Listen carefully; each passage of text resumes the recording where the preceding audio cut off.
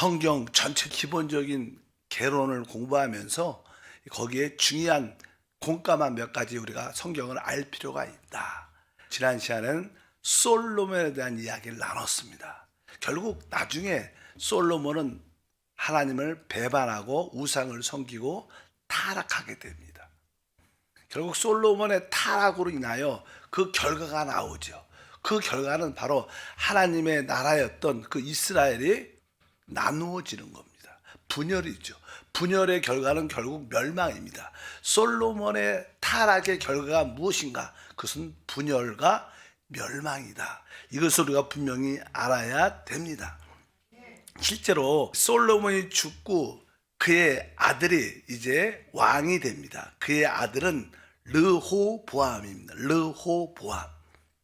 그런데 이제 르호보암 그의 아들이 왕이 된 후에 많은 이스라엘 지파들이 지도자로 세우고 싶은 여로보암이 돌아왔다는 이야기를 듣고 그를 추대해서 이스라엘의 왕이 되게 됩니다. 그래서 이 솔로몬의 아들 르호보암에만 쫓는 자들은 오직 유다 지파고 나머지 모든 지파들은 여로보암의 왕을 세워 그를 왕으로 삼게 됩니다. 성경은 거기에 대해서 이렇게 다시 한번 말하죠. 열왕기상 12장 19절과 20절에 이에 이스라엘이 다윗의 집을 배반하여 오늘까지 이르렀더라. 온 이스라엘이 여로보암이 돌아왔다 함을 듣고 사람을 보내 그를 공회로 청하여 온 이스라엘의 왕으로 삼으니 유다 지파 외에는 다윗의 집을 따른 자가 없느니라.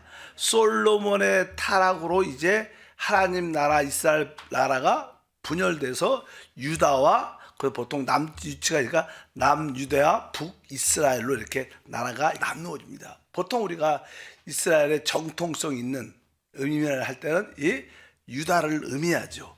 그래서 이것이 솔로몬의 타락의 결과인데 이제 어쩌든지 하나님의 나라가 하나인데 여로보암이 결국 분열을 통해서 왕이 된 겁니다. 그래서 우리는 이 여로보암, 이스라엘 왕이죠. 여로보암의 왕이 그렇게 분열이 돼서 그쪽의 왕이 되는데 그것에 아주 우리 영적인 공과는 하나님이 그것을 기뻐하지 않는다는 거예요. 아무리 선한 의도를 가지고 있고 현재 나쁜 것을 갖고 있을지라도 그 나라를 쫙 나눠갖고 그 모든 왕이 된 것은 본인의 어떠한 야심이 있는 거죠. 야심이. 뭐 정치인들은 다 그런 야심이 있지만 그래서 이 여로보암의 죄악에 대해서 그냥 설명을 쭉 합니다. 사람들이 자기의 어떤 왕자와 자기의 어떤 권위, 자기 위치를 지키려면 무엇인가를 해야 됩니다. 원래 하나님 백성들이 하나님을 섬기는 장소는 예루살렘이었어요. 그래서 하나님의 모든 백성들은 1년에 적어도 3차례 이상 예루살렘에 다 와서 하나님을 경배하도록 하나님이 명하셨습니다. 그런데 그 여로보암 왕이 자기가 11지파를 더불어 왕이 되고 나서 근데 자기 백성들이 하나님에 대한 섬김과 두려움이 있으니까 1년에 2-3차례 예루살렘으로 올라간다면 자기 백성들이 자꾸만 떠나는 안 좋은 모습을 갖게 되니까 그는 이런 마음을 갖습니다. 이제 하나님을 경배하기 원한다면 실제로 예루살렘에 올라갈 필요가 없다. 우리가 여기에 그리고 금송아지를 만들어서 우상을 만들고 여기에 하나님이 계시다. 여기 하나님. 그 예루살렘까지 올라갈 필요가 없고 여기서 하나님을 예배하면 된다. 그래서 이제 두 군데다가 그러한 또 산당을 세워 거기서 하나님을 경배하게 합니다. 그래서 한번 보면 성경은 이렇게 기록되어 있죠. 열왕기상 12장 28절에서 29절 보니까 이에 계획하고 두 금송아지를 만들고 무리에게 말하기를 너희가 다시는 예루살렘에 올라갈 것이 없도다. 이스라엘아 이는 너희를 애굽 땅에서 인도하여 올린 너희의 신들이라 하고 하나는 베델에 두고 하나는 단에 둔지라. 그래서 이 여로보암 왕이 자기 백성들 자기 왕권을 지키기 위해서 이 두 금송아지를 만들고 하나는 베델레가 단에 두어서 우리 이스라엘 백성들을 애굽에서 이끌고 온 분은 바로 이 하나님이다. 그러면서 이렇게 분열을 초래할 넘어서 이제 우상을 섬기게 만드는 큰 일을 하게 되죠. 거기에 보면 여로보암 왕이 행했던 일들에 대해서 31절과 32절에 연이어서 기록되어 있어요. 그가 또 산당들을 짓고 레위 자손이 아닌 보통 백성으로 제사장을 삼고 여덟째 달 곧 그 달 15째 날로 절기를 정하여 유다의 절기와 비슷하게 하고 제단에 올라가되 베델에서 그같이 행하여 그가 만든 송아지에게 제사를 드렸으며 그가 지은 산당의 장을 베델에 세웠더라. 산당의 제사장을 베델에 세웠다. 임의적으로 금송아지를 만들고 산당을 짓고 거기에 레위 자손이 하나님을 봉사할 수 있는데 그냥 그 레위 자손이 아니라 그냥 일반적인 사람을 뽑아서 하나님을 섬겨라. 그리고 자기 마음대로 제사장을 세우는 그런 아주 하나님 보기에는 악한 일을 하게 되죠. 이렇게 자기의 분열을 하고 자기 자리를 지키려고 우상을 섬기는 그런 큰 죄를 짓게 됩니다. 그러니까 하나님이 기뻐하시겠어요?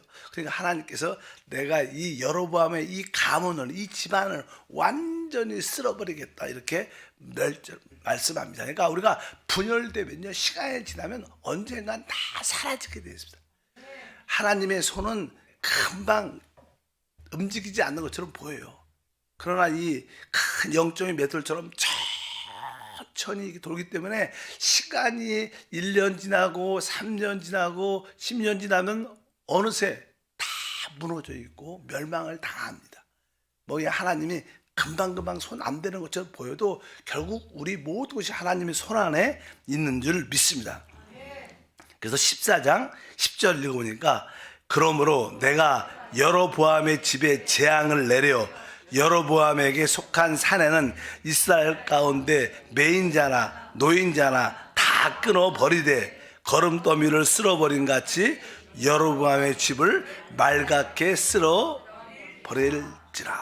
이 여로보암은 11지파와 함께 이스라엘을 통치했지만 하나님께서 결국 이 집안을 완전히 쓸어버리는 그런 이야기를 말씀합니다. 사실 그가 왕으로 할 때 여로보암의 아들 나답이 이제 그 다음에 두 번째 2년 동안 통치할 때 그때냐 이스라엘 지파의 성경에 보니까 바사라는 사람이 완전히 그를 죽이고 그가 그냥 왕이 되니 반역 왕의 자리에 바사가 올라갑니다. 그러니까 뭐 전에 있는 왕을 완전히 쓸어버려요. 완전히 이 여로보암의 집안 모두 행한 가족에 관련된 모든 것은 다 쓸어버려요. 완전히 이렇게 하나님의 약속이 이루어지는 지나가고 나면 결국 멸망하고 그 이 이스라엘은 계속 여로보암의 그런 제약을 계속 이스라엘 백성들이 그 나라에 속해 있으니까 계속 지니까 아수르에 지금으로 말하면 시리아죠. 시리아에 의해서 완전히 멸망을 하게 됩니다. 이것이 바로 하나님을 떠나고 분열된 자들의 종말인 것을 우리가 깨달을 필요가 있는 줄 믿습니다. 여기에 보면 이런 이야기들은 하나님께서 계속 여로보암의 죄 이런 말씀이 참 많아요. 다시 한번 14장 14절부터 읽어보니까 야훼께서 이스라엘 위에 한 왕을 일으키신즉 그가 그날에 여로보암의 집을 끊어버리리라. 언제나 하니 곧 이제라.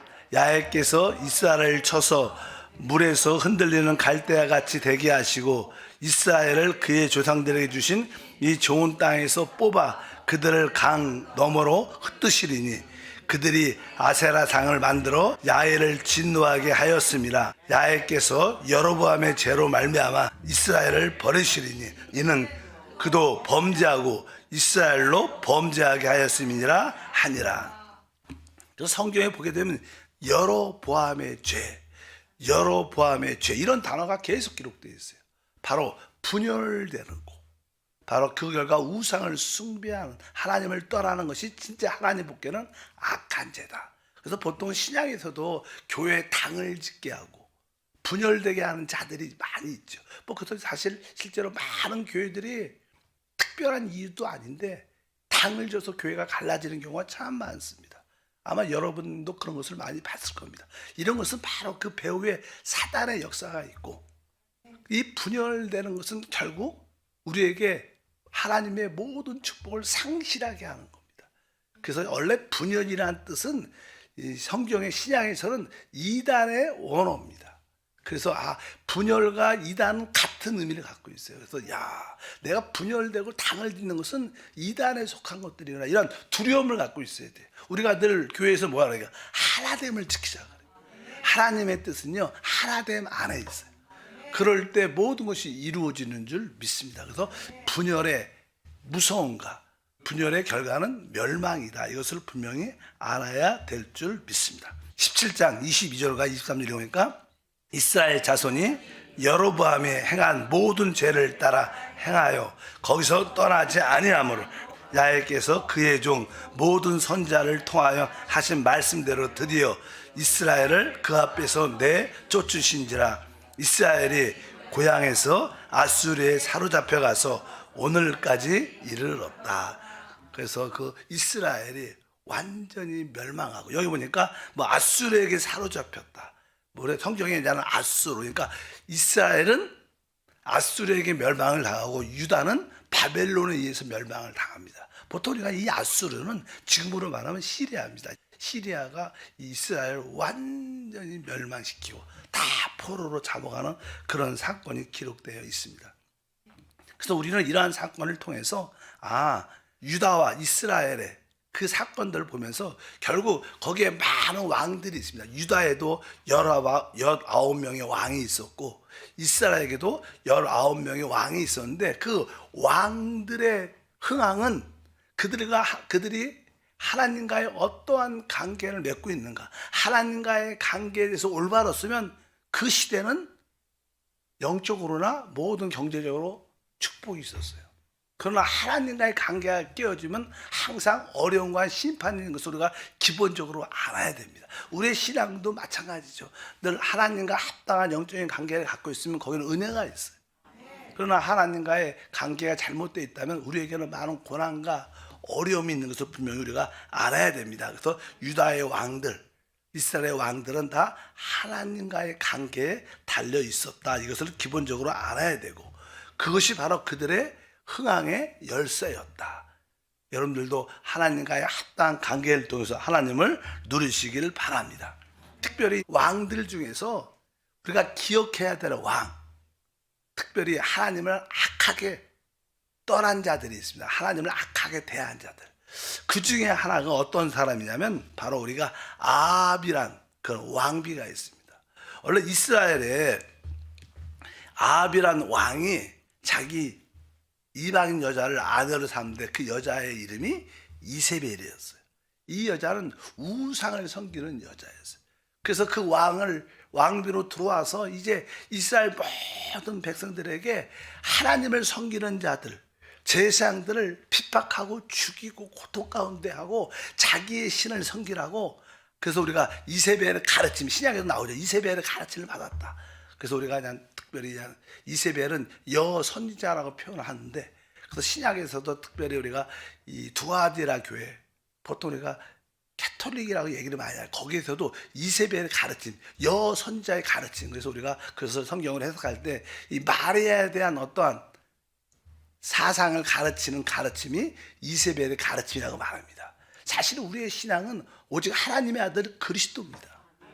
그것이 참된 믿음의 본질인데, 조금 이 두아디라 교회는 이세벨의 가르침을 받아도 캐톨릭의 그런 요소를 많이 갖고 있어서 마리아 숭배가 있죠. 그래서 항상 그 그림을 보면요, 이 성모 마리아는 아주 크고, 큰 게 아니라 아름답고, 그 다음에 예수는 항상 어린아이처럼 안고 있어요.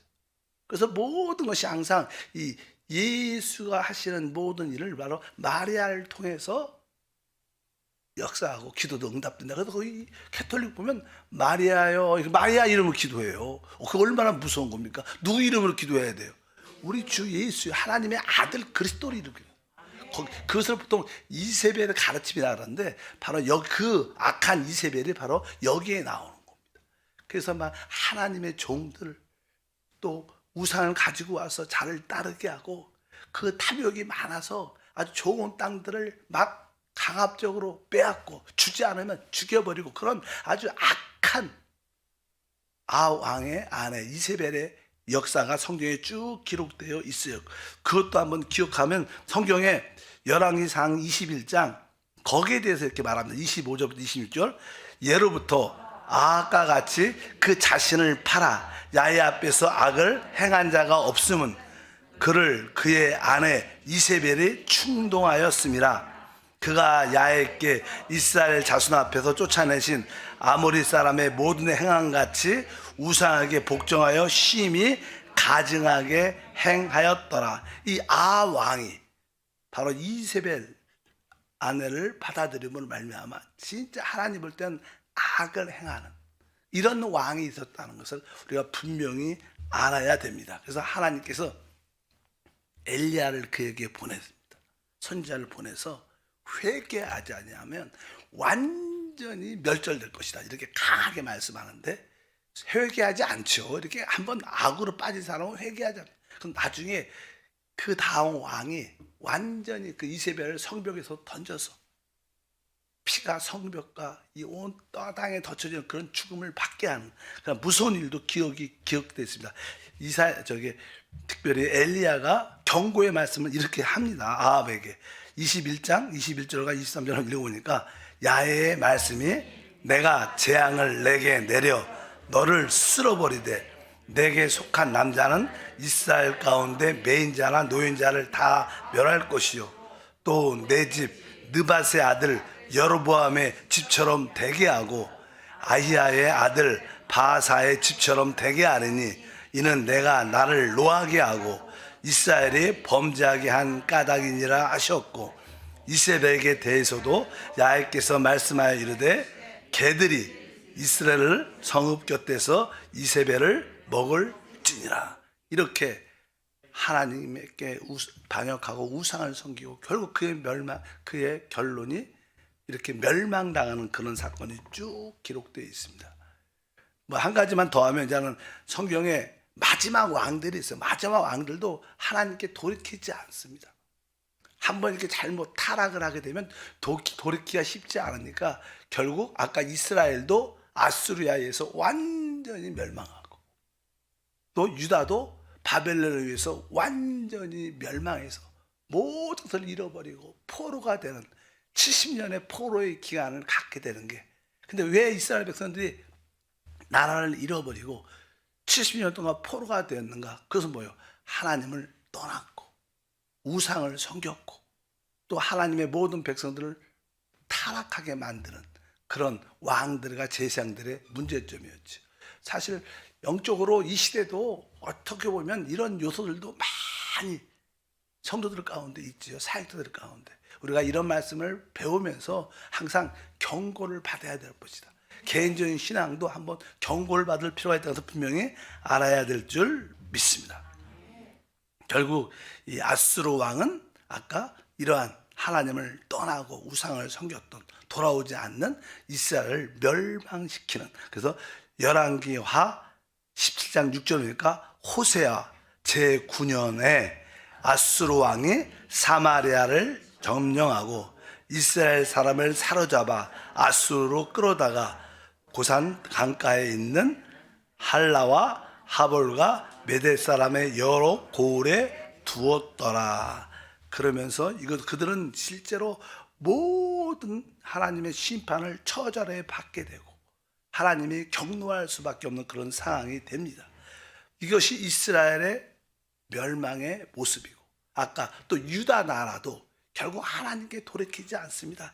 유다 마지막에 바로 여호야김이 왕이 되고 이제 그 역시 바벨론의 포로가 되니까 그 다음에 왕이 시드기야가 되는데 그들도 온전히 돌이키지 않았습니다. 그래 하나님께 돌이키지 않으니까 결국 하나님이 유다도 완전히 멸절시키는 그런 말씀이 쭉 기록되어 있습니다. 다시 한번 예레미야 21장 7절 그 예언의 말씀대로 이루어지는데 야훼의 말씀이니라 그 위에 내가 유다의 왕 시드기야와 그의 신하들과 백성과 및 이 성읍에 흑음에서 전염병과 칼과 기근에서 남은 자를 바벨론의 느부갓네살 왕의 손과 그들의 원수의 손과 그들의 생명을 찾는 자들의 손에 넘기리니 그가 칼날로 그들을 치되 치근히 여기지 아니하며 국률이 여기지 아니하며 불쌍히 여기지 아니하리라 하셨느니라. 그래서 바벨론 왕에 의해서 그 시드기야 왕과 거기에 관련된 모든 사람들은 다 처절하게 죽고 완전히 멸망하고 바로 포로의 70년 생활이 드디어 시작되는 아주 슬픈 시작이죠. 그러니까 이스라엘의 역사가 그렇습니다. 우리가 보통 하나님의 나라인데 하나님 백성이면 끝까지 잘 될 것 같은데 그렇지 않는, 결국 처음에 시작은 좋았지만 우리들도 성령으로 시작했다가 결국 육체로 마치는 경우가 많아요. 에베소 교회에 대하여 사도 바울이 말하죠. 너희가 처음에 성령으로 시작했다가 왜 육체로 끝을 내느냐. 바로 처음에 시작은 좋았지만 결국 알게 모르게 하나님에 대한 불신과 또 우상 숭배. 사실 우상 숭배는요, 왜 우상 숭배? 늘 이해해. 우상 숭배를 갖는 이유는 오직 나의 축복을 위해서. 우리는 하나님을 내 축복을 위해서 믿는 게 아니에요.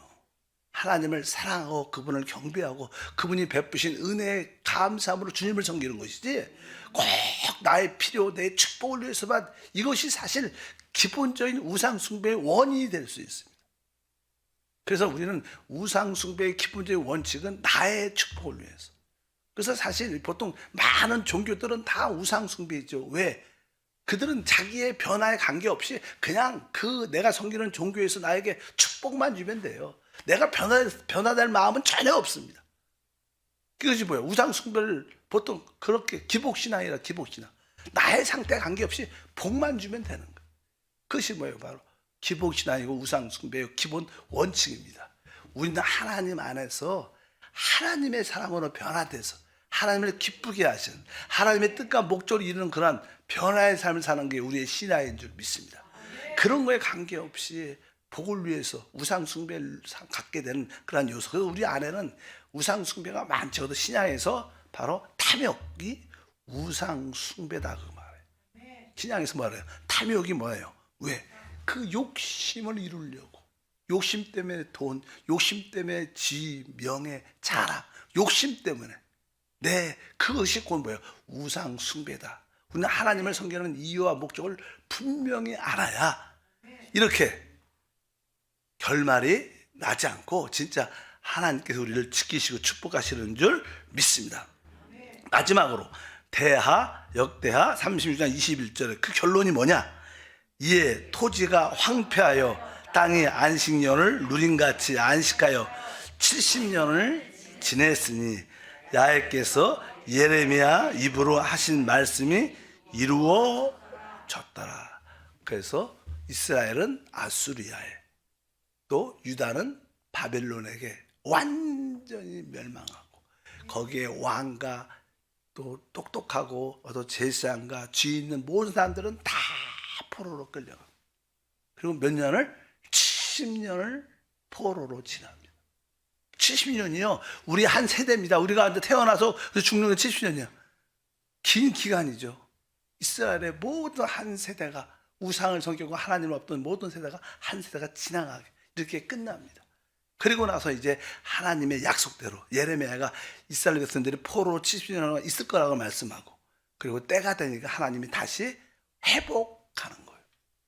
그래서 회복하기 위해서 하나님은 하나님의 사람들을 일으키십니다. 우리가 잘 알다시피 우리가 다니엘, 포로 기간 중에 쓰임받는 사람들이 있죠. 뭐 스룹바벨, 뭐 여러 가지 에스라, 이런 분들이 하나님께서 일으키셔서 다시 그 땅으로 돌아오게 하는. 뭐 제가 이 공산권 사역을 했었는데 이 소련도 많은 연방 체제를 갖고 있다가 그 공산주의가 거의 70년 만에 무너졌어. 70년 만에. 그래서 다시 이제는 개방되면서 이제는 복음이 전화됐는데, 그래서 우리가 이런 이스라엘 역사와 또 소련과 역사는 다르죠. 옛날에 러시아. 왜? 러시아도 이제 공산주의가 70년 동안 많은 나라를 장악하고 있다가 다시 열리면서 하나님 복음이 들어가는 이런 것처럼 이스라엘도 70년의 그러한 포로된 기간 가운데 있어. 그때 하나님이 때가 돼서 다시 회복하는. 그래서 우리의 신앙도 지금 어떻게 다시 한번 회복되는 그런 과정 가운데인 줄 믿습니다. 그런 과정을 지나면서 누가 오셔요? 주님이 오셔요. 우리들도 이러한 회복되는 그런 가운데 다시 오실 재림하시는 주님을 보게 될 줄 믿습니다. 하나님 아버지 감사합니다.